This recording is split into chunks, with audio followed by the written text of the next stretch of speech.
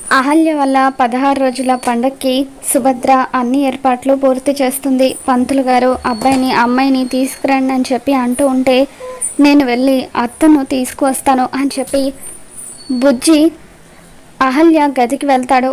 ఇక అప్పుడే అదితి ఎలాగైనా సరే అహల్యను కింద పడేయాలని చెప్పి తన నడుం విరగ్గొట్టాలని మెట్ల మీద పూసలు పడేస్తుంది.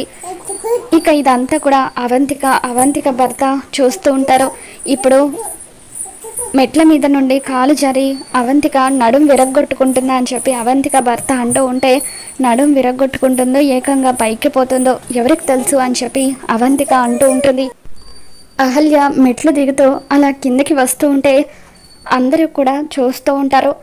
అదితి అహల్య ఎప్పుడెప్పుడు ఆ పూసల మీద కాలు వేసి జారి కింద పడుతుందా అని చెప్పి చూసి నవ్వుతూ ఉంటుంది. అదితి అనుకున్నట్లుగానే అహల్య ఆ పూసల మీద కాలు వేసి ఒక్కసారిగా అలా జారి కింద పడుతూ ఉంటుంది. ఇక దాంతో అత్త అంటూ బుజ్జి గట్టిగా అరుస్తాడు. అదితి నవ్వుతూ ఉంటుంది. మరి అదితి చేసిన పని వల్ల అహల్య కడుపులోని బిడ్డకి ఏదైనా ప్రమాదం జరగబోతుందా, ఏం జరగబోతుందో మళ్ళీ మన ఛానల్లో తెలుసుకుందాం. ఈ వీడియో మీకు నచ్చినట్లయితే తప్పకుండా లైక్ చేయండి.